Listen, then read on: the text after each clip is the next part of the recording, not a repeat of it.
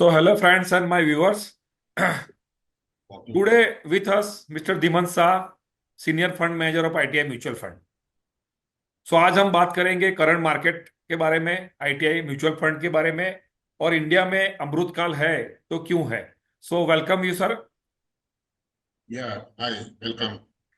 तो sir first बताइए कि अभी जो पिछले 6 महीने में जो भी इंडियन मार्केट में हुआ है, तो एग्जैक्ट उसके बारे में थोड़ा बताइए प्लीज. हाँ, हमारे सबके जान के विपरीत नहीं है। जो जो कुछ भी हुआ है अपने आंखों के सामने हुआ। पर कुछ घटनाएं जो एक लास्ट एक साल में हुई है, इन पर्टिकुलरली एक दो इम्पोर्टेंट स्टेट्स के इलेक्शंस और इसके उपरांत मेन इलेक्शन के भी रिजल्ट्स आए। उसके बाद मार्केट को थोड़ा कॉन्फिडेंस आया, और जैसे ही अराउंड अगस्त जून फर्स्ट वीक में रिजल्ट्स आ गए थे, and around October, if I remember correctly, Maharashtra elections also मतलब फेवरेबल आए। तो दो दो बड़े स्टेट्स के अपने रूलिंग पार्टी के फेवर में आए। तो इससे काफी कॉन्फिडेंस बढ़ा, और मार्केट तब तक काफी संभला हुआ था। पर पोस्ट दैट, जैसे ही ट्रम्प जी आए, और या तो आने का संदेह था, तब से मामला गड़बड़ा गया। और उसके उपरांत दो तीन चीज हुई कि ये इजराइल और उनका जो वॉर सिचुएशन है, उसको लेके रेड सी से यू नो लॉजिस्टिक्स बंद हो गए। इसके कारण लॉजिस्टिक्स कॉस्ट भी बढ़ने लगे, और ये सब प्रेशर बनने के बाद कहीं ना कहीं ये पूरे वर्ल्ड मार्केट्स को इम्पैक्ट कर गया था, स्पेशली चाइना। चाइना, हम लोग तो इतना इम्पैक्ट नहीं हुआ वो पीरियड के दरमियान, पर उसके बाद ग्लोबल इम्पैक्ट थोड़ा ज्यादा था, स्पेशली चाइना। चाइना का का स्तर इतना नीचे आ गया कि वो 11.5-12 पी पे मिलने लगा, अपना 19-20 का वैल्यूएशन के सामने है। और हमारा ट्रेडिंग एमएससीआई इमर्जिंग मार्केट्स में भी काफी प्रीमियम पे रहा है, ऑन एन एवरेज 35 से 40% premium to the MSCI emerging market. और अपना वैसे भी within emerging markets also अपना प्रीमियम बरकरार रहा था। अपना जो गैप था चाइना के साथ, हमारा एमएससीआई में वेट बढ़ने से चाइना का स्तर नीचे आ गया था और हमारा काफी ऊपर आ गया। पर अगर एक अगर अब मैं सिंपल भाषा में कहूँ कि भाई तभी क्या हुआ, तभी ये हुआ कि जब ग्लोबल फंड मैनेजर्स, और ये सब होते होते ऑलमोस्ट दिसंबर आ गया, फर्स्ट दिसंबर और first week of January, global asset managers ये यूजुअली ये कॉल लेते हैं कि हमें कहाँ निवेश करना है। जैसे हम सोचते हैं कि निफ्टी 50 में क्या ले, और अगर कोई निफ्टी 500 का बेंचमार्क है तो वो क्या ले, या किसी का बेंचमार्क स्मॉल कैप या मिड कैप है तो वो क्या ले। वैसे ही वो लोग ग्लोबल लेवल पे डिसाइड करते हैं कि ये हमें इक्विटी में कितना एक्सपोजर रखना है, और यदि इक्विटी में XYZ एक्सपोजर रखना है तो कौन सी कंट्री में कितना रखना है, और कौन सी कंट्री में with in the country also कितना लार्ज कैप, मिड कैप और वगैरह वगैरह। सो पूरा प्रोसेस अच्छा खासा प्रोसेस है। और कहीं ना कहीं ये ब्याज के दर जो यूएस में है, क्योंकि यूएस में इन्फ्लेशन नहीं घटा। इन्फ्लेशन क्यों नहीं घट रहा है? क्योंकि despite oil prices coming down, क्योंकि ये सारा इंपोर्ट करता है। उनका खुद का मैन्युफैक्चरिंग काफी सीमित है कुछ इंडस्ट्रीज में, हाईटेक इंडस्ट्रीज जैसे सेमीकंडक्टर्स है, कुछ कुछ ऑयल एंड गैस में है, डिफेंस इक्विपमेंट है, या very high category of engineering, very high category of automobiles वगैरह वगैरह। तो इन और फार्मास्यूटिकल्स, पर डेली जरूरियात की चीजें, for example writing paper, stationery, food items, sports apparel, रोज पहनने के की चीजें वगैरह वगैरह, ये सब सारा इंपोर्ट होता है। और ये सब लॉजिस्टिक्स कॉस्ट बढ़ने से इन्फ्लेशन कम नहीं है। इन्फ्लेशन कम ना आने से 4 साढ़े 4% का बॉन्ड यील्ड हो गया वहां पे। तो इंटरेस्ट रेट डिफरेंशियल जो इंडिया और यूएस के बीच में रहता है, वो almost at a record low of 200 basis point. और कोई क्यों लेके आएगा पैसे यहाँ पे? मुझे $100 अगर यूएस से इंडिया में लाना है तो मुझे 4-5% खर्चा आ जाएगा। और फिर मैं होप करूंगा कि यहाँ पे टैक्सेशन और बाकी सब खर्चे कर करा के और 10-15%, 12.5% तो लॉन्ग टर्म कैपिटल गेन्स है, और वो सब कर करा के मेरा अप्रिसिएशन इतना हो और मैं वापसी में पैसा लेके जाऊं तो और 5% खर्चा आएगा। तो जब तक मेरा गेन 20-25% नहीं होता है इंडियन मार्केट में, तब तक मेरे हिसाब से it did not make sense for them to invest यहाँ पे। वही दरमियान उन्होंने, एफआईज ने, मतलब वहां पे वहां की बॉन्ड में लॉक इन किया, क्योंकि 4.5% बहुत ही अट्रैक्टिव, काफी सालों तक ऐसा यील्ड नहीं रहा है अमेरिका का।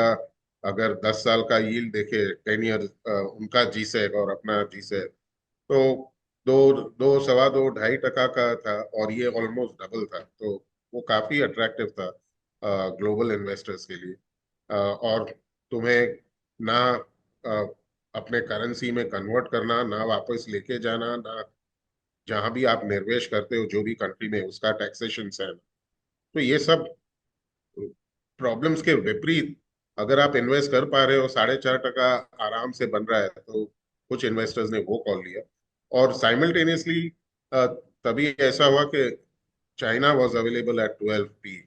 तो 12 कहाँ और 18, 19, 20 कहाँ, ऑन अ फॉरवर्ड बेसिस। तो काफी अट्रैक्टिव था, और हेंस काफी एफआईज ने बाकी सब इमर्जिंग मार्केट से निकाल के चाइना में डाला पैसा। और ये सब का प्रेशर आया काफी बाजार पे, क्योंकि बाजार को अगर XYZ ग्रोथ नहीं दिख रहा है, काफी एक्सेस लिक्विडिटी भी चेस कर रही थी, कुछ 80, 90, 100%। अगर आपको 100% या 100 का पी अगर जस्टिफाई करना है, तो एक level of growth for next few years, कम से कम 5-7 साल, अगर 70-80% ग्रोथ नहीं आ पाया, तो यू पॉसिबली कांट जस्टिफाई 100 का पी, 80 का पी, 90 का पी। तो ये दोनों में डिस्कनेक्ट था। एक्सेस लिक्विडिटी ने वैल्यूएशन बढ़ा दिए थे इंडियन स्टॉक मार्केट के, और अ, काफी सारे, काफी अट्रैक्टिव वैल्यूएशन था चाइना का, बॉन्ड का काफी अट्रैक्टिव था यूएस में। And last but not the least, काफी सारे आईपीओज और क्यूआईपीज, 1.3 लाख करोड़ के आईपीओज आए, और ऑलमोस्ट अ सिमिलर अमाउंट का क्यूआईपीज हुआ था। तो सब मिल मिला के, मिलजुल के कुछ 2.5-3 लाख करोड़ मार्केट से की लिक्विडिटी सींची गई, क्योंकि ये कंपनीज ने क्यूआईपी भी किया। सो ये सब ने इतना प्रेशर डाला डिमांड सप्लाई इक्वेशन पे कि we saw a massive correction. Last but not the least, also a lot of family offices. Just 5, 10 years ago, there were hardly any family offices of a decent size. आज you have so many, you have at least 200-300 family offices of upwards of 1,000 crores. So that's a sizable number. और ये सब पे भी PMS houses, family offices वगैरह वगैरह, and retail, काफी सारे, काफी हद तक ये सब पे प्रेशर आया। और ये पूरा रवैया एक साथ में नेगेटिव, मिलजुल के एक साथ में नेगेटिव फैक्टर्स आते ही गए, और इस पे प्रेशर बनता ही गया। And last but not the least, of course, valuations, क्योंकि लास्ट 2 क्वार्टर से अपग्रेड डाउनग्रेड रेशियो देखो तो corporate results have not been that good. और ये सब मिलजुल के, all those reasons combined to create that pressure on the market, and that's the final outcome. One golden rule still remains over a large period, कि अगर मेरी क्षमता है 30% कमाने की for let's say next 20 years, तो मार्केट कहीं ना कहीं मुझे 25-30 पी देगा। So you know the P does, the valuation does align to the earnings power of the underline, and this golden rule remains. Over a short term, it may not hold true because of various reasons. There are so many factors that can impact. But over a longer term period, I think so. Earnings power will decide what valuation you. तो sir अभी के market में अगर investor को पैसा डालना है for a 5 years term, minimum 5 years, तो कौन सी कैटेगरी में पैसा डालना चाहिए? सपोज आप स्मॉल कैप मैनेज करते हो, फ्लेक्सी कैप मैनेज करते हो, मल्टी कैप मैनेज करते हो, तो कहाँ पैसा मतलब लेस वोलेटाइल में पैसा बनेगा? सब इसका जवाब थोड़ा मतलब भागेश्वर बाबा की कहानी जैसा होगा। नहीं मतलब देखो, कुछ कुछ सर, कुछ मैं इन्वेस्टर कैसे मैं होते हैं। मैं बोलता हूँ आपको। सब कहते जरूर है मुकेश भाई कि यस। मुझे 3 साल और 5 साल के लिए मार्केट में आना है। पर 3 महीने में अगर मार्केट हिल जाए तो उनका भी कहीं ना कहीं व्यू विश्वास हिल चेंज हो जाता जाता है। है। व्यू चेंज हो जाता है, नजरिया बदल जाता है वगैरह वगैरह। सब कहते हैं कि मैं 3 साल, अरे भाई तुम 3 साल के लिए आए हो तो ये मार्केट एक ही जगह है वर्ल्ड में। स्टॉक मार्केट्स और बॉन्ड मार्केट्स और ये कुछ कुछ प्लेसेस ऐसी जगह है जहां डिस्काउंट सेल लगता है ना तो पब्लिक भाग जाता है। अगर आप बोलोगे कि मैं 50% डिस्काउंट सेल लगाता हूँ लीवाइस जीन्स में तो आप पहले भागोगे यस। कि चलो मुझे लेने दो। पर यहाँ डिस्काउंट सेल लगता है तो पब्लिक पहले भाग जाता है, आता नहीं। सो ये कहीं ना कहीं साइकोलॉजिकली एकदम विपरीत बिहेवियर है। मेरा मानना है कि अगर 3 से 5 साल का व्यू है तो आप कोई भी कैटेगरी में चाहे हो। नेचुरली अगर हम लास्ट 1 3 5 साल देखें तो मिड कैप और स्मॉल कैप दोनों ने मिलके आउट परफॉर्म किया है लार्ज कैप। और ये मेरा व्यू बरकरार है क्योंकि लार्ज और मिड में ग्रोथ की क्षमता बहुत ही बहुत ही बहुत ही ज्यादा है in comparison to large cap. Large cap solid companies है, will give you a reasonable compounding of earnings. पर अगर अल्फा जनरेट करना है तो ये शायद मेरे समझ के हिसाब से लार्ज कैप से नहीं आ सकता। लार्ज कैप में आप लास्ट 5 10 साल ले लीजिए, कितने सारे हैं जहाँ जिन्होंने हार्डली कुछ रिटर्न दिया है। आप निफ्टी 100 ले लीजिए, निफ्टी 50 ले लीजिए। अगर आप सर्च मारोगे कि किसने क्या आउट परफॉर्म किया है तो हार्डली कुछ रिटर्न बना है। रिटर्न बना है अगर एक छोटी कंपनी थोड़ी मीडियम कंपनी हो जाती है और मीडियम कंपनी रियली लार्ज हो जाती है। For example let's say blue star, वो छोटी कंपनी थी 10 साल पहले, आज it's a mid cap of a reasonable size. So you will have so many exam. Astral pipe जब भी आया था छोटी कंपनी, कोई नहीं जानता।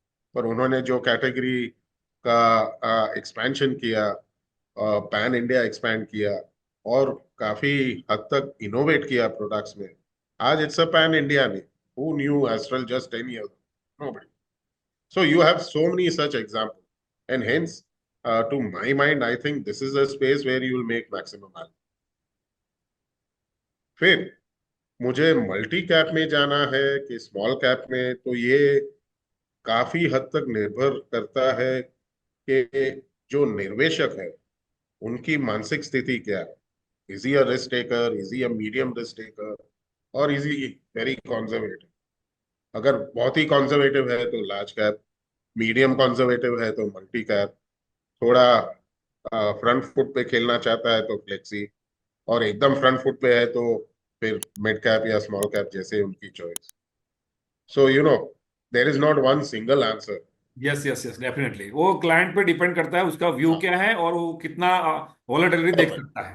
Perfect, perfect. उनका लॉन्ग टर्म आउटलुक कितना है, उनका मेंटल स्टेट क्या है, यंग है, can he take more risk, ये सब काफी सारे कोनोटेशंस इसमें आएंगे। सर पिछले 1.5 2 साल से आईटीआई के बहुत सारे फंड अच्छा कर रहे हैं, और अभी जो करेक्शन के बाद भी जो रिकवरी आई है उसमें आईटीआई की सारी कैटेगरी के फंड टॉप 3 में है। सो उसका क्या रीजन है? उसका रीजन मैंने जो अभी संक्षेप में एकदम समझाया आपको हाँ। कि आप निर्वेश क्यों करते हो। नहीं, मैं अगर पर्टिकुलर मैं आईटीआई म्यूचुअल फंड की बात करता हूँ। मैं वही समझा, I am coming to the main, yes. कि कोई आदमी निवेश क्यों करता है। अगर मैं कहूं कि एक इंडस्ट्री में दो सेम कंपनी है, कंपनी ए और कंपनी बी, मुकेश भाई। यस। और दोनों की बैलेंस शीट साइज सेम है, दोनों का सेल्स सेम है, और दोनों का मार्जिन सेम है। पर कंपनी ए आके आपको बताती है मुकेश भाई, मेरा नेक्स्ट 10 साल का प्लान है कि मैं 30% एवरी ईयर मैं 30% ग्रो होना चाहता हूँ। और कंपनी बी बोलती है कि मैं 10% भी ग्रो हो पाया तो मैं खुश हूँ। तो आप किसको ज्यादा वैल्यूएशन दो? स्टार्टिंग पॉइंट दोनों का सेम है, बैलेंस शीट सेम है, मार्जिन सेम है, और सेल्स सेम है। तो आप क्या, आपका जवाब क्या हो? कंपनी में नेचुरली करेंगे। Company A. Yes. Naturally company A. So I think what we did was we were, यानी ITI as a fund house was really, मतलब डिफेंस और कैपिटल गुड्स में थोड़ा हमारा exposure in relation to the benchmark काफी ज्यादा था। वो हमने थोड़ा कट किया और दूसरे दूसरे सेक्टर्स में थोड़ा और डाला, जैसे कि फार्मा और थोड़ा एफएमसीजी और मीडिया और वगैरह वगैरह।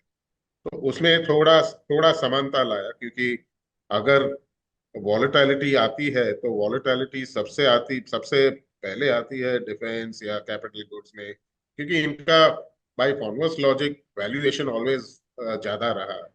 वैल्यूएशन क्यों ज्यादा रहा है? क्योंकि लेट्स से कैपिटल गुड्स में काफी कंपनीज जो अच्छे वैल्यूएशन के स्तर पे बैठी हुई है वो एमएनसी है, और जैसे कि एबीबी है, सीमेंस है, हनीवेल है, कमिंस है।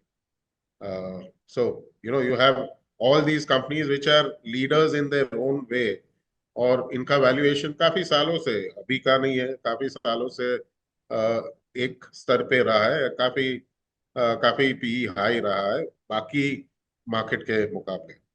और ये सब पे एक्सपोजर थोड़ा ज्यादा रहने से हमने वो कट किया, और बाकी सब थोड़ी थोड़ी बैलेंसिंग की ओवरऑल पोर्टफोलियो में।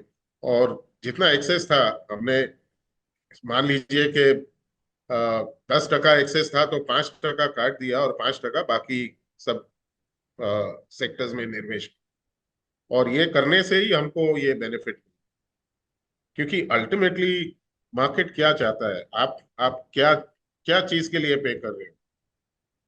आप ग्रोथ के लिए पे कर रहे हो कि आज 100 रुपए की चीज अगर कल 200 नहीं हो पाती है, या परसों 200 नहीं हो पाती है, तो मैं उसमें निवेश ही क्यों करूं? मैं बॉन्ड ले लूंगा। You are praying essentially for growth. Overall portfolio का ग्रोथ अगर अच्छा खासा है, ROC ROE of the portfolio is good, then definitely everything will recover. और यही यही फिलोसॉफी से हम लोग ने सब फंड्स में अप्रोच किया था। और सब फंड्स का मतलब ये भी नहीं है कि कोई फंड मैनेजर पे कोई दबाव है, या कोई एक दूसरे का मतलब एकदम विपरीत चलाते हैं। ऐसा नहीं है कि सब एक संग में ही कॉल लेते हैं या एक संग में ही बेचते हैं, वैसा भी नहीं है।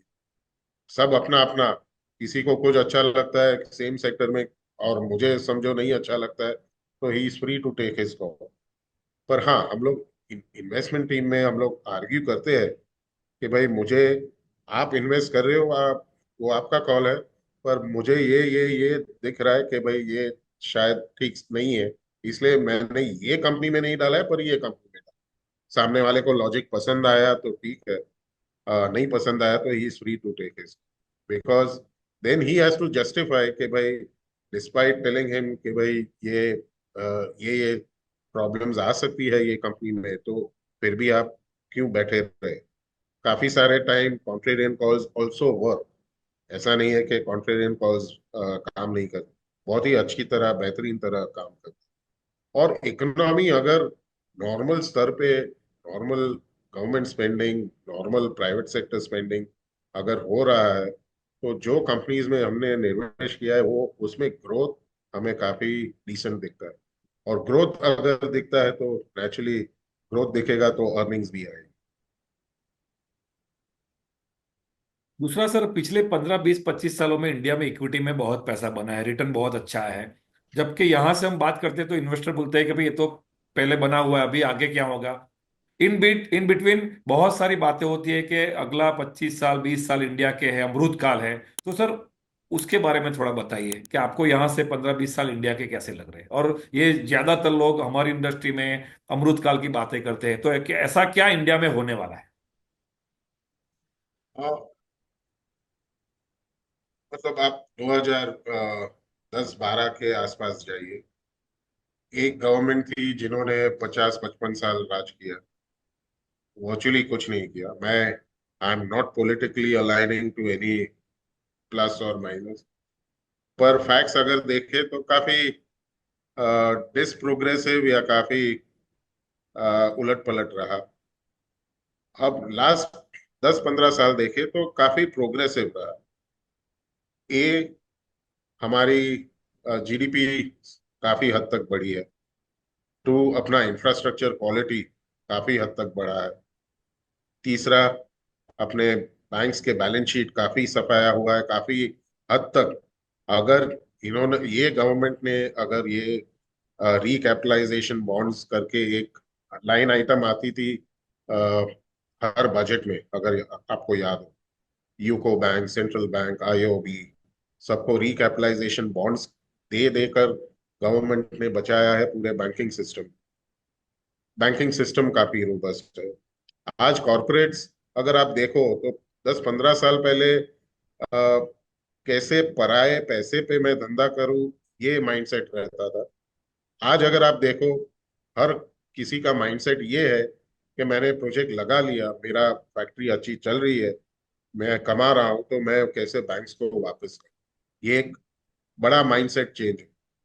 सो काफी बैंकिंग सिस्टम क्लीन हुआ। फोर्थ, अपने काफी सारे sectors, be it engineering, be it automobiles, we are by the way third largest automobile market in the world. We are number one, uh, if not number one, but at least I think to my mind that we are number one. We are the cheapest telecom provider in the world. जब मुकेश भाई telephone आया था, ये handset, तभी 15-16 रुपया पर call था, अगर याद हो तो आप। Yes yes sir, ₹22 incoming call था। हाँ, आज आपको याद भी नहीं होगा कि क्या है। तो यस। इतना बड़ा, इतनी बड़ी तब्दीली है। So you don't even know कि क्या है। आज आपके मोबाइल के थ्रू आप जो चाहे वो, जो डिजिटाइजेशन हुआ है पूरे, डीमोनेटाइजेशन के बाद जो डिजिटाइजेशन हुआ है, आज लैंड रिकॉर्ड्स भी काफी सारे स्टेट्स में डिजिटाइज हुए। पहले क्या होता था कि मैंने आपको भी बेचा, दूसरे को भी बेचा, तीसरे को भी बेचा, कौन ट्रू ओनर है लैंड का वही पता नहीं था। पर आज डिजिटल रिकॉर्ड्स में ये सब होना नामुमकिन है।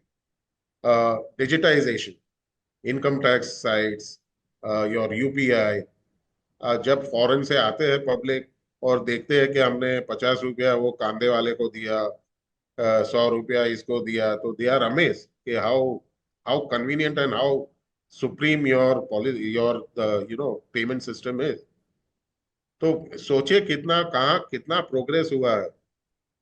And last but not the least, जो दो तीन चीज बाकी रह गई थी, नंबर वन, जो semiconductors, semiconductors is a very important piece, क्योंकि लेट्स से 5 साल पहले अपन 200-300 बिलियन डॉलर के मोबाइल फोन्स और लैपटॉप्स इंपोर्ट करते थे। आने वाले 3-4 साल के 5 साल में we will export at least nothing less than 200-300 billion. तो डेल्टा कितना हुआ? 600 बिलियन का डेल्टा हुआ साहब। From a 300-400 billion importing to a 300-400 billion dollar exporting. तो अगर ये सब मिला के अगर अमृतकाल नहीं है तो क्या है सर?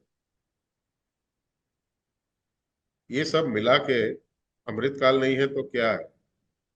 कोविड आया, हमने तो 60-70 कंट्रीज को फ्री में दिया है, जबकि अमेरिकन कंपनीज लाइक फाइजर, उन्होंने तो आर्म ट्विस्ट किया था काफी नेशंस को कि हमारा वैक्सीन नहीं लोगे तो हम इंश्योर करेंगे कि आप पे कुछ ड्यूटी लग जाए, या आपका माल कोई ले नहीं, या इंपोर्ट ड्यूटी लगा दे, वगैरह वगैरह। डिफेंस, आज जो 20-25 साल तक नहीं खुला था प्राइवेट सेक्टर के लिए, आज प्राइवेट सेक्टर के लिए खुल गया है। आज लार्सन पार्टिसिपेट कर रहा है, भारत फोर्ज, महिंद्रा, कितनी companies are now catering to defence, आज काफी हद तक आत्मनिर्भरता आ रही है। तो आप मान लीजिए कि कोई भी सेक्टर वाइज सेक्टर इतने सारे चेंजेस तो हुए हैं, पर हमें क्या है कि वो कहते हैं ना कि बाजू वाली ऑलवेज अच्छी लगती है, अपने यस घर यस। की कोई अच्छी नहीं। तो वो वाला हिसाब है। हमें अपनी खुद की क्षमता, खुद के अचीवमेंट्स पे हमने कभी वर्ल्ड पे मार्केटिंग नहीं किया। आज मतलब मोदी इंडिया वाले साहब को को इंडिया पे ही डाउट है।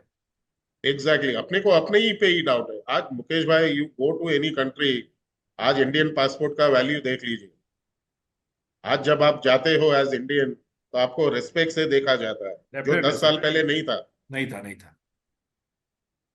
मैं ग्रीस गया था 4 साल पहले, जस्ट आफ्टर कोविड। तो अच्छा, Indian passport.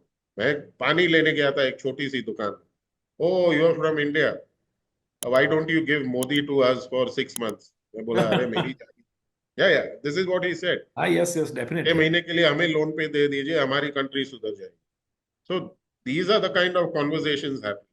You name pharma, we are world's lowest. Telecom, we are world's lowest. Engineering goods, we are amongst the best. Defence में प्रोग्रेस अच्छा है, सेमीकंडक्टर आने से मोबाइल लैपटॉप ये सब। ऑटोमोबाइल्स में we are number 3। I mean, we have covered virtually all the sectors where we are really cost competitive. खाली एक एग्रीकल्चर का प्रोडक्शन थोड़ा सुधरना बाकी है, जो वर्ल्ड एवरेज के मुकाबले काफी लो है। और अपना पॉपुलेशन की रिक्वायरमेंट को मद्देनजर रखते इधर एक बड़ा प्रोग्रेस की जरूरत है। Today we are also world's number 1 producer of milk. We have overtaken America as number 1 producer of milk also. तो sugar cane we are number 2 producer after Brazil.